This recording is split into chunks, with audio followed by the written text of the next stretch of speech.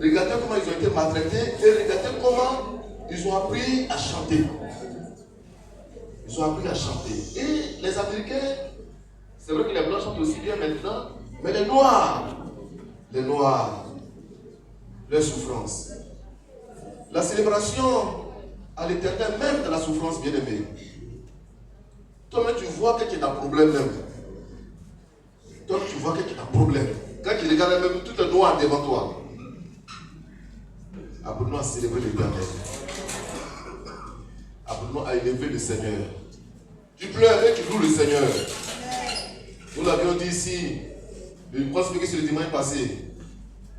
Paul et Silas dans la prison, ils ont été au bout du coup, dans la douleur, et ils ont célébré l'éternel. Il a dit que tous les prisonniers les entendaient chanter. Ils priaient et ils louaient le Seigneur. Alléluia. Reçois, ô Seigneur, reçois, Seigneur, reçois ma louange. Reçois, Seigneur, reçois, ô Seigneur, reçois, Seigneur, reçois ma louange. Tout ce que tu as pu traverser l'année passée, tout ce que tu as connu, des temps de maladie, des situations incroyables, et tu te disais même que c'était même pas possible que tu t'en sortes. Tout ce que tu as vécu, tu as frôlé peut-être quelque part la mort. Des gens ont été enlevés. Un grand monsieur que je connaissais, il a été enlevé. Des gens l'ont enlevé. Un monsieur, un père de famille. Et puis, ils l'ont envoyé dans un endroit où il devait être tué, où on ne devait plus prendre son sang. Ils lui ont demandé les yeux, ils sont arrivés dans lui. En tout cas, il ne sait pas où les gens l'ont envoyé. Je vous ai déjà rendu ce témoignage ici. Et puis, quand ils sont arrivés dans le lieu, il attendait des murmures, il sentait qu'il y avait des gens tout autour de lui, et puis il attendait. Et puis quelqu'un vient dire, mais on a déjà fait le quota. Il fait quoi ici? Il faut le ramener, c'est bon, on a fait le quota. Et ils l'ont remis dans le véhicule, et ils sont allés le jeter quelque part. Ils sont allés le jeter quelque part.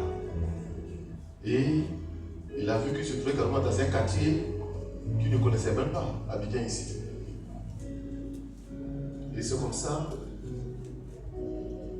il a pu, avec l'aide que les gens ont apportée, il a pu retrouver sa famille. Quand je l'ai croisé, il m'a dit, mais parce que j'ai failli, les gens ont failli me tuer. Reçois, Seigneur, reçois, ô Seigneur, reçois, Seigneur, reçois ma louange. Reçois, Seigneur, reçois, ô Seigneur, reçois, Seigneur, reçois ma louange. Il arrive que quand tu gagnes ton salaire, ce que tu gagnes par mois. Tu dis, mais est-ce que je peux t'aider le mois? Mais quand tu regardes tous tes calculs, les problèmes qui sont là, et les dépenses que tu as effectuées, tu dis non, que je ne pourrais pas m'en sortir, Seigneur. Je ne pourrais pas y parvenir.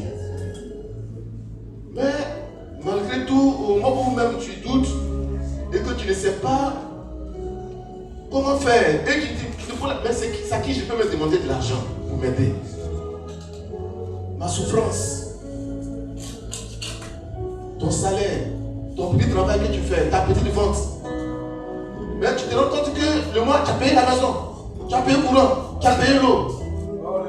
Et tu as réussi à faire cette dépense. Tu dis, mais comment j'ai pu faire le faire?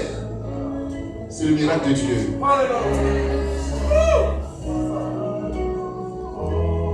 Reçois, Seigneur, reçois. Seigneur, reçois ma louange. Reçois, Seigneur, reçois, oh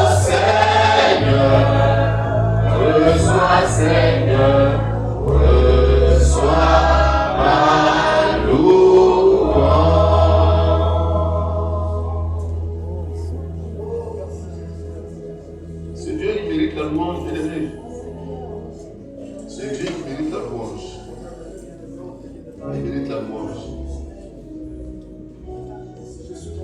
Tu te disais que ton âge avance, que tu n'allais jamais te marier. Tu te disais peut-être que mon âge avance, je n'aurai pas telle chose, je n'aurai pas telle chose. Mais le Seigneur est un Dieu fidèle. Il n'est jamais en retard dans l'accomplissement de ses promesses. Mais là, quelque part, celui qui sont un peu pressés, mais si le Seigneur n'est jamais pressé, il est toujours à l'heure. Au moment où il vient, il est à l'heure. Reçois, ô Seigneur. Reçois, Seigneur. Reçois ma louange. Reçois, Seigneur. Reçois, ô Seigneur. Reçois, Seigneur. Reçois ma louange. Reçois, Seigneur. Reçois, ô Seigneur. Reçois, Seigneur. Reçois ma louange. À l'église ici, on a vu que nos finances avaient considérablement diminué et qu'on faisait assez de gymnastique pour arriver à avoir les soutiens, à faire les dépenses qu'il fallait. Et pourtant, les dépenses ont eu lieu. Quand la CIE nous envoie les factures, ce n'est pas un petit montant. Et pourtant, nous avons réussi à payer ces montants. Et on s'est dit, mais peut-être c'est compliqué. Seigneur, qu'est-ce qu'il faut faire? Mais on ne va pas prendre crédit quelque part. Et on n'a jamais pris de crédit. Et le miracle de Dieu s'est toujours accompli. Le miracle de Dieu s'est toujours accompli. Et je sais aussi de même, le miracle de Dieu s'est aussi accompli dans vos maisons. Le Seigneur s'est toujours glorifié. Parce que nous sommes ses enfants. Nous sommes ses enfants. Nous sommes les enfants de Dieu. Et cette église appartient à l'Éternel. Cette église appartient à l'Éternel. Il y a des offrandes que vous avez faites qui dépassaient l'attendement. Et l'offrande annuelle qui a été faite. Cette offrande annuelle nous a permis de payer plusieurs dettes. Nous a permis de nous mettre à jour d'un certain nombre de choses. Et nous croyons qu'au miracle de Dieu au cours de cette année 2026. Reçois, ô Seigneur. Reçois, Seigneur. Reçois ma louange. Reçois, Seigneur. Reçois, ô Seigneur. Reçois, Seigneur. Reçois ma louange. Est-ce qu'on peut acclamer le Seigneur ce matin? Alléluia, alléluia. Que ton nom soit béni cette nuit. Que ton nom soit béni. Que ton nom soit béni. Que ton nom soit béni, Seigneur. Que ton nom soit béni. Que ton nom soit béni. Alléluia, alléluia, alléluia, alléluia. Alléluia, alléluia, gloire. Gloire à Jésus. Gloire à Jésus.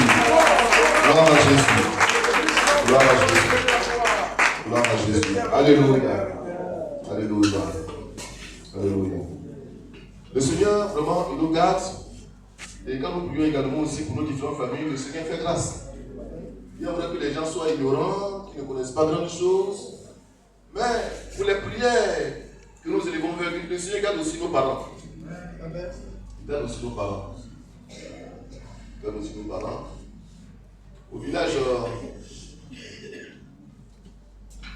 notre petit frère qui est là-bas, quand on va au village, c'est pratiquement parce qu'il est là-bas que l'on va là-bas.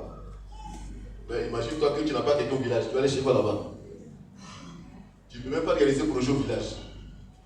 Tu ne peux pas. C'est quand il y a quelqu'un là-bas que tu dis, bon, je vais au village pour réaliser telle chose. Et puis, tu dis, non, je vais faire un petit champ, non, je vais construire une petite maison, je vais faire tel projet. C'est parce que tu as quelqu'un de confiance qui est là, avec lequel tu peux réaliser ça. Et quand tu dis, bon, je vais au village, au moins, il y a quelqu'un qui est là, qui te reçoit, tu peux préparer et tu peux manger. En décembre passé, nous on a un petit frère au village, et c'est lui qui, on va là-bas, celui qui est là, bon, je ne sais pas si dans ces Gaston a fait attention, pour ceux qui sont déjà partis dans mon village, il revenait, il était en moto avec un de ses amis, et puis il y a un véhicule sur la piste du village. Quand les gens roulent là-bas, ils ne font pas attention, hein. Même les véhicules, comme les gens qui ont les motos, quand ils roulent, même c'est comme s'il n'y a pas quelqu'un sur la route. Un véhicule qui est venu, qui était en plein, comme c'est la route du village, c'est comme pour lui, il n'y a personne. Donc il était en plein même. Et ils se sont retrouvés face à face comme ça. Et il y a eu juste un chien qui est passé. Et les chiens là, ils aiment toujours passer pour faire tomber les gens. Ce sont les sorciers qui les incarnent toujours. Il a dribblé le chien, donc il a perdu l'équilibre. Il a foncé droit sur eux comme ça. Il a foncé droit sur eux. Il a conduit la moto. Lui, quand il s'est rendu compte, il s'est vu en haut, au ciel. Le véhicule l'a balancé. Le véhicule l'a balancé et il est tombé quelque part dans un marigot. Un ruisseau qui était là, il y avait voilà, un petit truc, une flaque d'eau qui était dedans. Et lui, il est tombé là-bas. Et l'autre aussi est tombé ailleurs. Mais le véhicule a ramassé la moto jusqu'à une certaine distance. Le véhicule n'a pas pu récupérer le véhicule. Il n'a pas pu récupérer le véhicule. Il a été touché au pied. Mais le Seigneur a fait grâce parce que. Et lui-même s'est rendu compte que c'était vraiment la main du Seigneur. J'ai un ami, quand j'étais à Bongwanou, qui a été tué comme ça. Parce qu'il me voyait le véhicule venir vers lui. Il dit, Seigneur, c'est comme ça, les gens meurent. C'est l'expression qu'il a utilisée. Et le véhicule est venu, le véhicule il a ramassé avec son ami. Et donc c'était pratiquement le même scénario. Bien aimé, le Seigneur fait des merveilles. Le Seigneur fait des merveilles. Et c'est dans cela que la glorification, la célébration que nous apportons au Seigneur, ce n'est pas seulement pour nous, mais c'est les miracles qu'il accomplit chaque jour. Ce qu'il fait d'extraordinaire, il y a ce qu'il fait même qu'on ne voit pas. Il y a ce qu'il fait même qu'on ne voit pas. S'il peut nous ouvrir les yeux pour que nous voyions effectivement ce qu'il fait, bien aimé, il ne sait pas si on allait tenir sur nos pieds. Mais le Seigneur, il est vivant. Que son nom soit béni ce matin. Que son nom soit béni. Je vous invite à lire ce matin avec moi dans Philippiens le chapitre 3, le verset 12 à 14. Je voulais juste énoncer la pensée de l'année.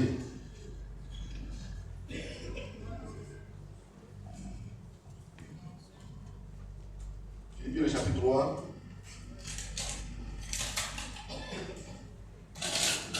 En tout cas, je vous salue fraternellement, bien aimé. Je vous salue au nom de Jésus.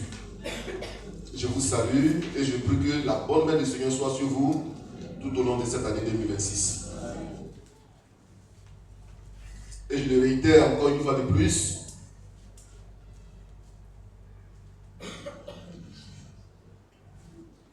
Notre évolution, notre joie se trouve dans le Seigneur. C'est Paul qui parle, Philippiens le chapitre 3, avec le verset 12. Ce n'est pas que j'ai déjà remporté le prix ou que j'ai déjà atteint la perfection, mais je cours pour tâcher de le saisir, puisque moi aussi j'ai été saisi par Jésus-Christ. Frère, je ne pense pas l'avoir saisi, mais je fais une chose, ou bien ce qui est en arrière et me portant vers ce qui est en avant, je cours vers le but pour remporter le prix de la vocation céleste de Dieu en Jésus-Christ. Je reprends la lecture. Ce n'est pas que j'ai déjà remporté le prix. Est-ce que tu as déjà remporté le prix? Pas encore. Est-ce que tu as déjà atteint la perfection? Et Paul dit, mais je cours pour tâcher de le saisir, puisque moi aussi j'ai été saisi par Jésus-Christ. Frère, je ne pense pas l'avoir saisi. Alors on peut aussi dire sœur. Je ne pense pas l'avoir saisi. Mais je fais une chose. Oubliant ce qui est en arrière et me portant vers ce qui est en avant, je cours vers le but pour remporter le prix de la vocation céleste de Dieu en Jésus-Christ. En ces temps qui sont les derniers, par le Saint-Esprit, renforçons nos acquis et projetons-nous vers l'avant pour une église victorieuse. En ces temps qui sont les derniers, par le Saint-Esprit, renforçons nos acquis, et nous avons des acquis bien sûr, et projetons-nous vers l'avant pour une église victorieuse. Et nous voulons être une église victorieuse, et nous sommes une église victorieuse.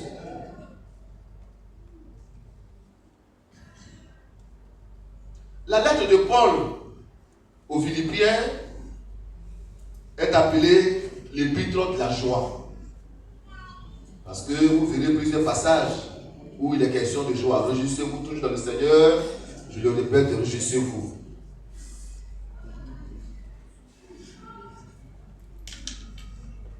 Et Paul, il écrit cette épître de la joie alors qu'il était bien sûr en prison. Ça fait partie de ce qu'on appelle les épîtres de la captivité. Cette épître, ou bien si vous voulez cette lettre, est une lettre intime. Pourquoi? Parce que Paul écrit à une église qu'il a fondée lui-même.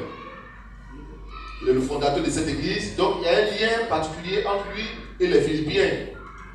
Un lien particulier entre lui et les Philippiens. Et l'une des pensées, il y en a beaucoup, mais l'une des pensées importantes qui ressort du livre se trouve dans ces versets que nous avons lus.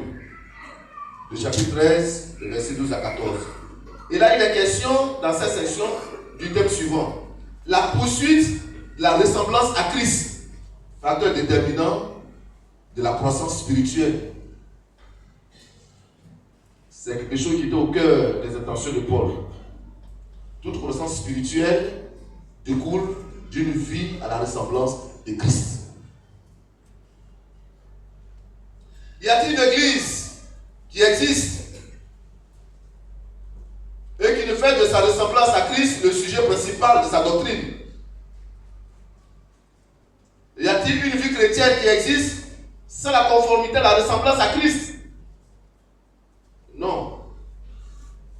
En ces temps qui sont les derniers, l'Église dans son ensemble traverse une crise identitaire. L'Église veut exister. Elle veut des victoires. Les chrétiens rêvent grand. Ils rêvent de grandes choses. Ils rêvent de miracles. Ils rêvent des choses extraordinaires. Mais ils ne cherchent pas à se conformer à la vie de Christ. Voilà la difficulté qui est la nôtre aujourd'hui. On n'est pas prêt à nous conformer à Christ. On ne veut pas être conforme à Christ. On ne veut pas être à la ressemblance de Christ. Et c'est pourquoi l'église des Assemblées de Dieu, l'église évangélique des Assemblées de Dieu, c'est comme ça maintenant on nous appelle l'église évangélique des Assemblées de Dieu de Côte d'Ivoire, conscient de cette réalité, s'inscrit dans cette même vision de Paul, qui consiste à amener ses membres à vivre une vie à la ressemblance de Christ. C'est pourquoi notre thème, le thème national, c'est pas le Saint-Esprit, retournons à nos fondamentaux. Ah, vous connaissez bien ce thème-là. Mais vous n'avez pas donné dessus, donc l'Église nationale a ramené ça. Par le Saint-Esprit, retournons à nos fondamentaux. Les fondamentaux de la vie chrétienne, c'est ce qui sert de fondement. Ce qui a un caractère essentiel et déterminant dans notre engagement avec le Christ Jésus. Et lorsqu'on veut voir un peu plus la définition à la lumière de la Bible, on peut faire référence à la déclaration de Jésus concernant ceux qui le suivent sans le connaître véritablement. Dans Matthieu le chapitre 7, le verset 24 à 27, il est dit, à la lumière de ce passage, ceux qui ont un bon fondement. Il est dit que ceux qui ont un bon fondement, c'est ceux qui écoutent la parole de Dieu et qui la mettent en pratique. Lorsqu'on parle de celui qui bâtit une maison sur le roc, il y a eu des intempéries, il y a eu la pluie, le vent, mais cette maison est restée solide. Ces personnes sont comparées à un homme sage et prudent qui a bâti sa maison sur le roc. Et Jésus est en réalité ce roc sur lequel nos vies doivent être bâties. Il est donc question d'un retour à Christ dans les différents aspects de nos vies. Il faut qu'on revienne à Jésus. Et c'est pourquoi un pasteur, il a entendu quelqu'un prier. Il dit, Seigneur, donne-moi l'amour. Seigneur, je veux aimer. Il dit, frère, il faut dire, Jésus vient dans mon cœur. Parce que si Jésus est venu dans ton cœur, tu vas aimer. Tu vas aimer, forcément. Parce que l'amour, seul que tu demandes comme ça ne peut pas venir si Jésus n'est pas là, si Jésus n'est pas dans ton cœur. Il est donc question d'un engagement vrai et sincère avec le Seigneur. Replacer Christ au centre de nos vies et de notre existence. Replacer Christ au centre de nos différentes préoccupations. Ce qui implique une vie morale exemplaire de notre part, basée sur la parole de Dieu. Et donc sur la base du thème national, où nous avons dit par le Saint-Esprit dans nos fondamentaux, nous avons tiré le thème local. Ici, dans notre assemblée, le thème suivant qui est libéré comme suit. En ces temps qui sont les derniers par le Saint-Esprit, renforçons nos acquis et projetons-nous vers l'avant pour une église victorieuse. Nous avons des acquis et il faut se projeter vers l'avant en vue d'une église victorieuse, une vie chrétienne victorieuse et des chrétiens victorieux. Nous voulons une fois de plus rappeler que nous sommes dans les derniers temps de l'histoire de l'humanité et notre monde avance, il ne recule pas. Les réalités de ces derniers temps montrent que ce qui a été annoncé par la Bible s'accomplit sous nos yeux. Il y a beaucoup de prophéties qui sont en voie de réalisation. Plusieurs prophéties sont déjà réalisées. Par conséquent, on ne peut rester là et voir les choses se réaliser et faire comme si tout était normal. Pour nous, tout est normal. Les chrétiens pensent que tout est normal. Que ça devait arriver, c'est pourquoi ça arrivait. Mais non, derrière ces choses qui se réalisent, c'est la prophétie qui a pu se réaliser. Et ce sont les signes de la fin des temps. Nous sommes vers la fin des temps, nous tendons vers la fin des temps.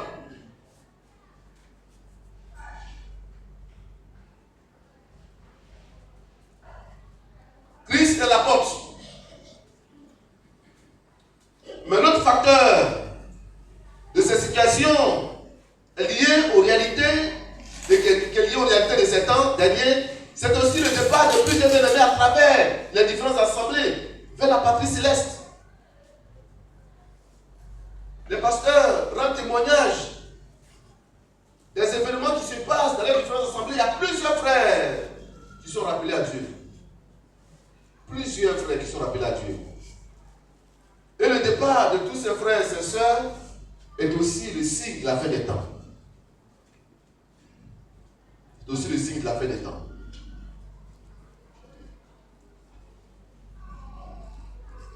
Et puis l'autre facteur important aussi, qui est lié aussi de la fin des temps, il y a les difficultés que nous avons pour protéger notre identité d'enfant de Dieu. Nous avons du mal à protéger notre identité, de mettre notre identité en sécurité. Nous avons du mal à mettre notre identité en sécurité. Nous sommes acculés de toutes parts par des comportements irréalistes. Une vraie vie de fausseté qui nous entoure, que c'est appelle vie chrétienne. Les gens racontent ce qu'ils veulent. Et donc on ne sait plus réellement ce que c'est que la vie chrétienne.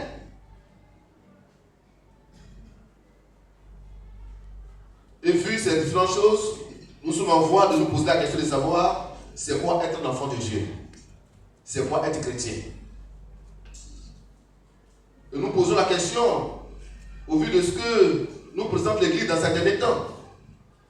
Beaucoup de chrétiens sont pratiquement comme des coquilles vides. Ils sont sans fondement biblique. Ils ne sont pas revêtus de Christ. Parce que Christ n'est pas leur préoccupation première. Et ça, c'est la vérité. Et donc, à la compréhension de la pensée de cette année, bien aimé, Christ est un acquis pour nous. Christ est un acquis pour nous. Et il faut chercher à renforcer cette connaissance que nous avons de Christ, qui est venu jusqu'à nous, et qui s'est donné à la croix pour nos péchés, afin de nous sauver la vaine manière de vivre, et de nous réconcilier avec Dieu le Père. Il faut renforcer cette connaissance que nous avons de lui, parce que les réalités de ces derniers temps créent assez de pesanteur spirituelle qui nous empêche de vivre une vie chrétienne pleine d'intensité selon Dieu. Des gens se déplacent, ils sont ici aujourd'hui, ils sont dans tel mouvement, ils sont dans tel mouvement, ils sont dans tel mouvement. Ça montre effectivement le manque de racines, une certaine dispersion, une certaine confusion dans notre esprit, dans nos cœurs. Et nous ne savons pas très bien ce qu'il faut faire. Et donc, il ne faut pas avoir le comportement qu'a eu Adam et Ève, qui pensaient qu'en se détournant de Dieu et de ce qu'ils voulaient faire avec eux, et qu'en se tournant vers la proposition de Satan, ils pouvaient être des dieux connaissant le bien et le mal.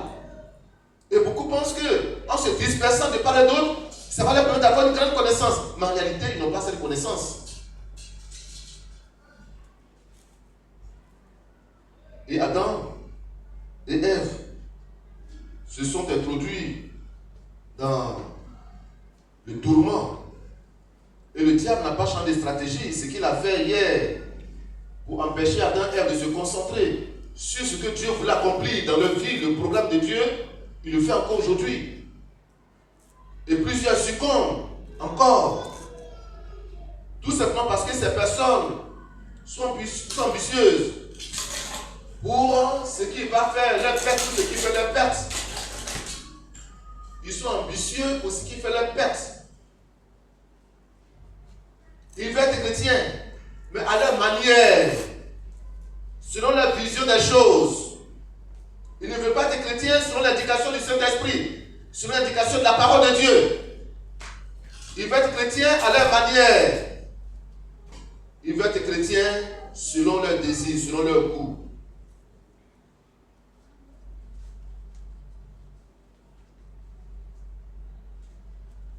Pourquoi plusieurs abandonnent la foi pour suivre des déclarations des hommes, pour suivre des systèmes humains? C'est justement parce que le diable continue de séduire. Et il séduit beaucoup plus ceux qui ne sont pas lucides, qui ont perdu toute lucidité spirituelle et qui pensent savoir meilleur sous d'autres cieux. Et ce n'est pas vrai. Et beaucoup ne se rendent pas compte qu'ils sont tombés dans un piège qui ruine depuis un certain temps leur existence. Les gens sont dévastés. Les gens sont ruinés. Les gens sont malheureux. Ils ne se retrouvent plus. Ils ont perdu l'équilibre spirituel parce qu'ils n'ont pas réussi à maîtriser les choses.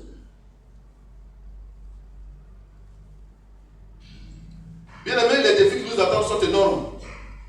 Il ne faut pas qu'on se détache de nos acquis. Saisissons-les fortement et projetons-nous vers l'avant en ayant à cœur de voir notre Église remporter toutes les victoires par le Saint-Esprit au cours de cette année 2026. Qui n'a pas dit Amen.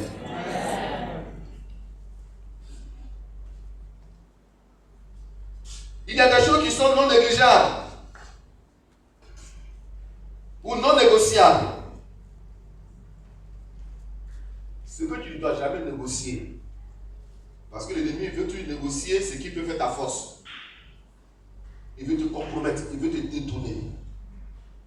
Et tu dois pouvoir lui dire non pour cela. Jésus-Christ que nous avons accepté, il n'est pas à négocier. Il n'est pas à négocier. Jeune frère, jeune soeur, Jésus n'est pas à négocier. Maman, papa, Jésus n'est pas à négocier. Jésus que tu as accepté, il n'est pas à négocier. Notre foi dans ce Christ, Jésus n'est pas non plus aussi à négocier. Ce n'est pas non plus à négocier. Notre vie chrétienne n'est pas à négocier. Non, parce que tu es chrétien, donc je ne veux pas t'employer. Non, chrétien, ne rentre pas ici. Je voulais que tu travailles ici, mais comme tu es chrétien, moi, je ne marche pas avec les chrétiens. Et tu lui diras que Jésus que j'ai accepté, il n'y a pas à négocier. C'est un acquis. Paul était bien conscient des défis qui attendaient l'église de Philippe. Cette église ne pouvait pas voir sa croissance être poussée si elle n'était pas à la ressemblance de Christ.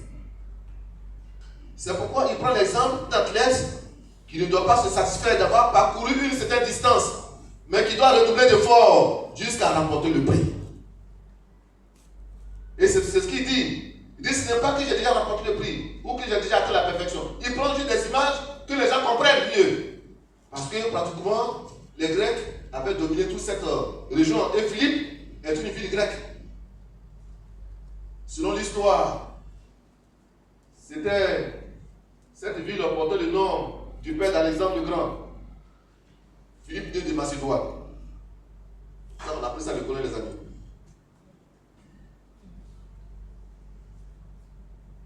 Donc, c'était une ville grecque.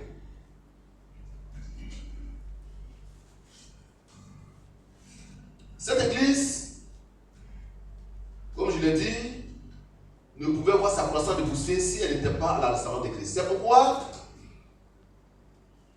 il veut redoubler d'efforts. Il veut redoubler d'efforts. Il ne veut pas être satisfait de ce qu'il a déjà remporté ou de ce qu'il a déjà fait. Il se projette, il se projette, il se projette. Et encore, et encore, et encore. Le chrétien doit pouvoir se projeter et encore, et encore, et encore. Parce que si tu veux regarder ce que tu as pu réaliser depuis que tu as converti,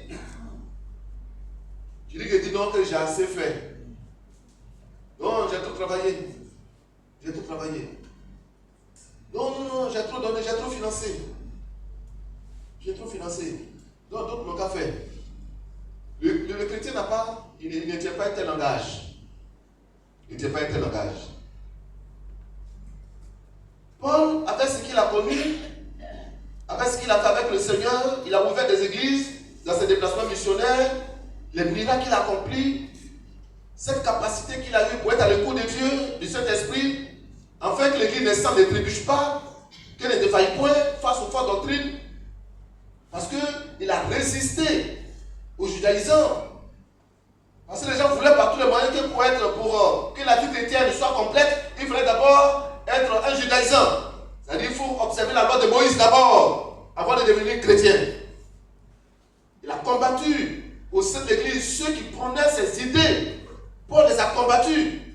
C'est pourquoi, parmi ces judaïsants chrétiens ou ces judéo-chrétiens, plusieurs étaient d'accord que Paul avait été arrêté. Et même si d'autres qui faisaient même les rapports. Paul, il n'était pas en Israël. Quand il s'est converti, il était d'abord là-bas en Israël. Quand il s'est converti, après il est parti en Antioche et il ne revenait plus en Israël. Il est parti en Asie, pratiquement en Turquie. En Turquie, il a pratiquement fait la plupart de son œuvre en Turquie. Et puis de la Turquie, il a pu traverser la mer et il est tombé sur le territoire européen. Il était en Grèce. Il a annoncé l'évangile en Grèce, en Macédoine, etc., etc. Donc il a beaucoup plus travaillé là-bas. Mais les Juifs qui étaient là-bas dans ce secteur, et certains chrétiens qui aimaient la loi juive, ce sont eux qui ont fait le rapport. Donc quand il est arrivé là-bas, ils l'ont attrapé. Et puis il a fini par se retrouver à Rome, en prison. Donc il a beaucoup fait. Et il a connu assez de souffrance, il a été résilient. Face à la souffrance. Et Paul, malgré tout ça, il n'était pas encore satisfait parce que pour lui, être en vie était synonyme de continuer à faire plus. S'il était encore en vie, c'est parce que le Seigneur voulait continuer à l'utiliser à faire plus. Il avait aussi compris que la foi ne ne va pas à la retraite. Tu peux travailler, tu peux aller à la retraite, mais la foi dans le Seigneur ne va pas à la retraite. Parce que si la foi va à la retraite, je veux dire que plusieurs personnes qui sont de troisième âge seraient déjà, peut-être plusieurs seraient portés en enfer. La foi ne va pas à la retraite. Si le corps ne tient plus, mais la foi doit tenir. La foi doit tenir. Et donc, lui, il se considère comme un athlète. Et le chrétien est un athlète. Le chrétien est un athlète qui tient le coup. C'est pas la meilleure manière était non seulement de considérer le chemin parcouru, mais de dire qu'il y avait encore la possibilité de découvrir autre chose avec le Seigneur dans notre progression. Il y avait encore beaucoup de choses à faire. Et le chrétien doit comprendre qu'il y a encore trop de choses à faire. Ne te contente pas de ce peu. Ou dis non, vraiment je parle la langue. Non, je prophétise. Non, je reçois des révélations. Non, tu peux encore recevoir plus que ça. Tu peux recevoir plus que ça. Ne te contente pas du peu. Ne te contente pas du peu. Ne te contente pas du peu. Et Paul, malgré le mal dont il souffrait, il ne s'est pas ménagé. Il n'a jamais pleurniché sur son sort. Et il dit qu'il a prié pour être guéri. Et le Seigneur lui a dit, ma grâce te suffit. Vous verrez cela dans 2 Corinthiens 12, 9. Ma grâce te suffit. Quelque chose dont il souffrait. Et Paul comprenait tout le sens de la vie chrétienne qu'il compare de toute évidence à la course vers la conformité à Christ.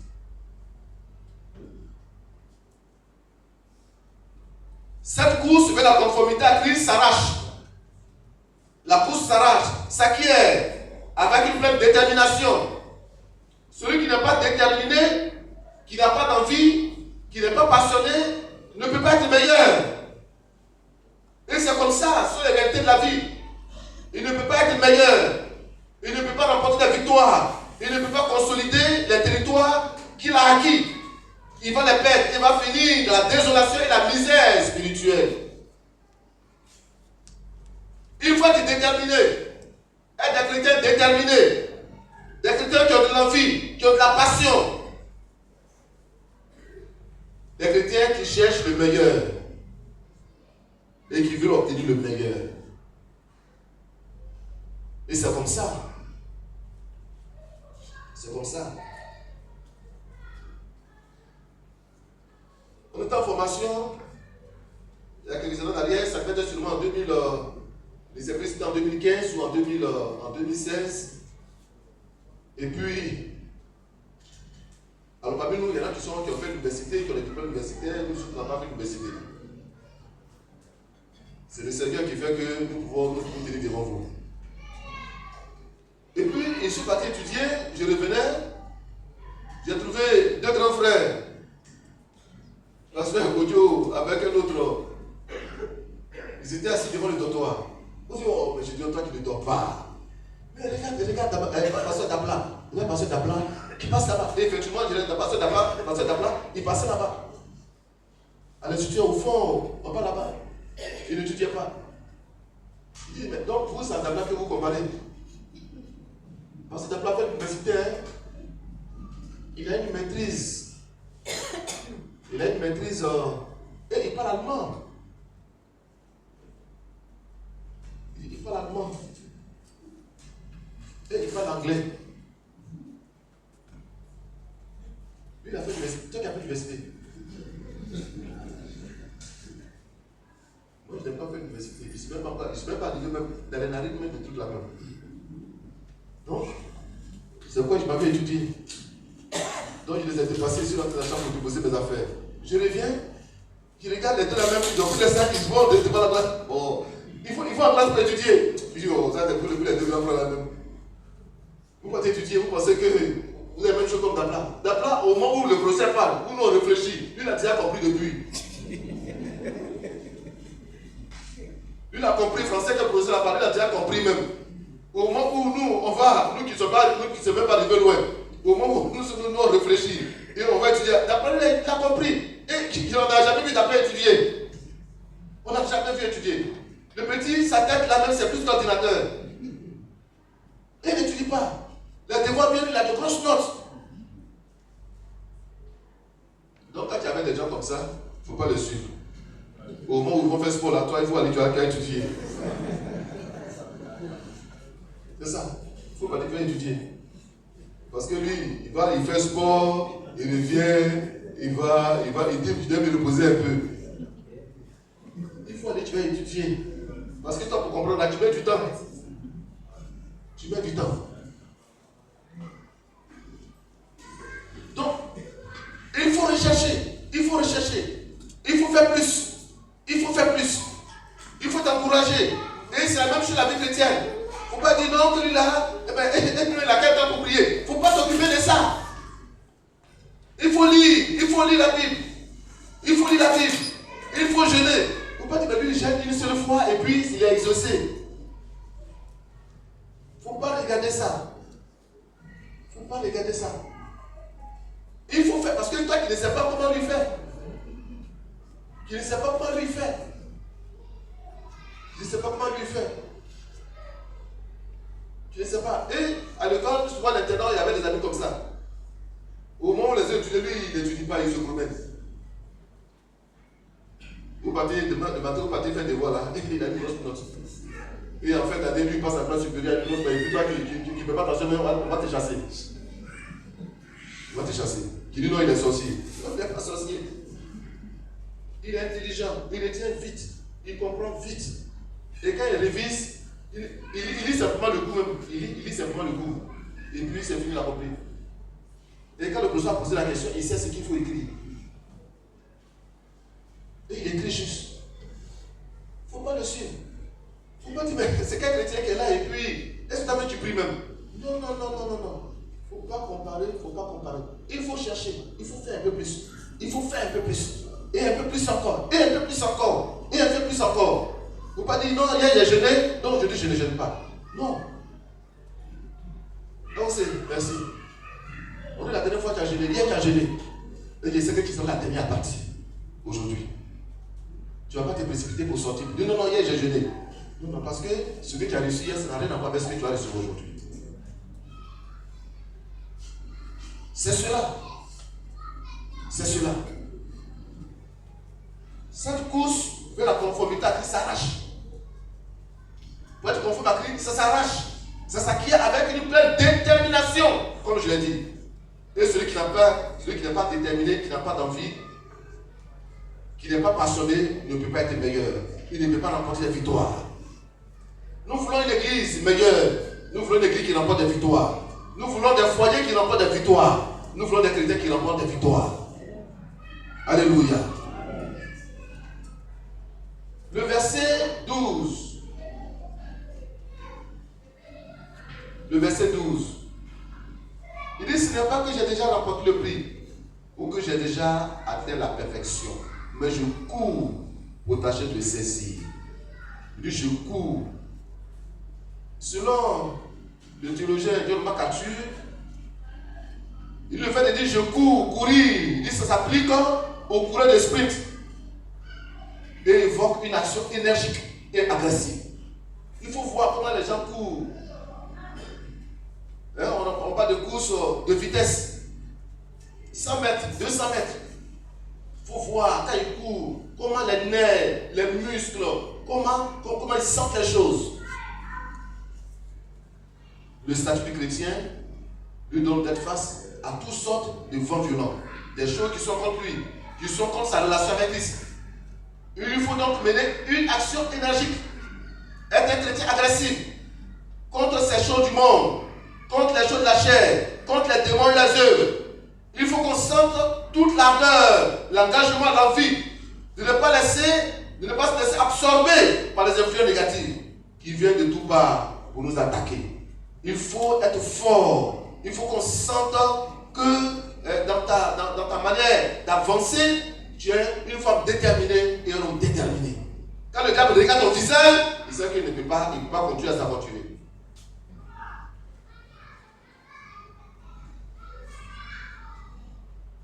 Et il dit qu'il n'a pas remporté le prix.